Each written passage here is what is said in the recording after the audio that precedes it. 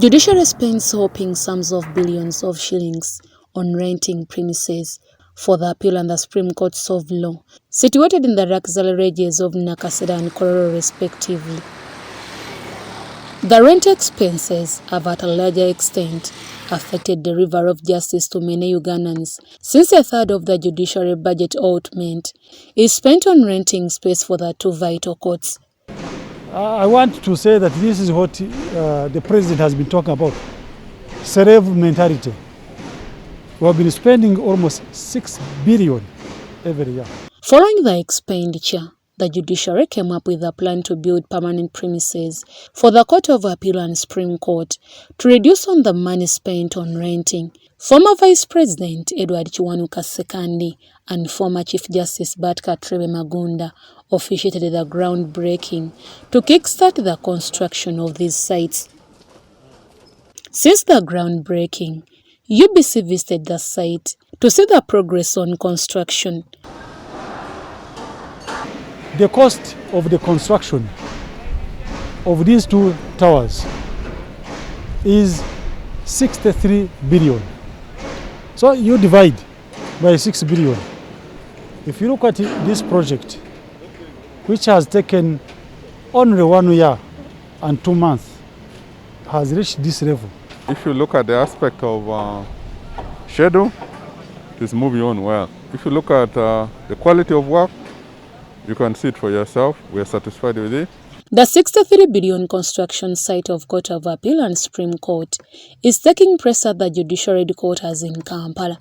However, what differences do these courts contain, which make them to look different from other already existing? They are designed in such a way that we have got chambers of the judges and courtrooms themselves.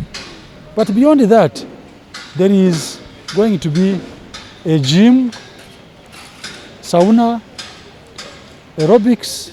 On every floor, we have a place for the public. We have a place for children to play, and then the mothers to breastfeed. We have the place for the disabled. Engineer Dr. Christopher Ebelo, Commissioner Judiciary Engineering and Technical Services, and also Project Manager, says, although the site is progressing as expected, they have encountered challenges. So for now, we expect to have it completed in April next year. But the challenge which might come is that the next stage we are going to, the structure. But when we go to the finishes, we shall be forced to import certain things. Then things like some sanitary appliances. The major thing is URA should clear them quickly. However, Engineer Eber is not worried with the speed at which the construction site is moving. He says everything is under control. We have what we call test regimes. We have steel, before we use it, we have to test it. The concrete, before we cast it, we have to test it.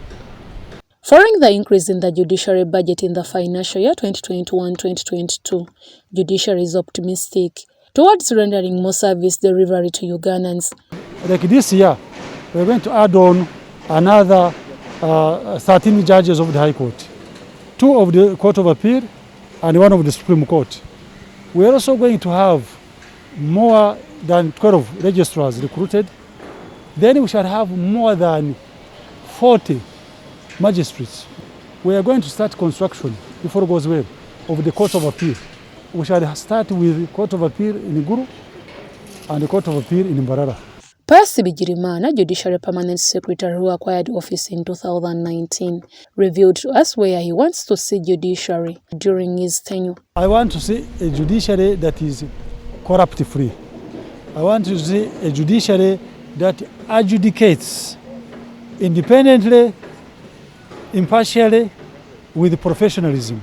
I want to see a judiciary that contributes to the socio-economic development of the country. Deborah Namamonde, UBC News.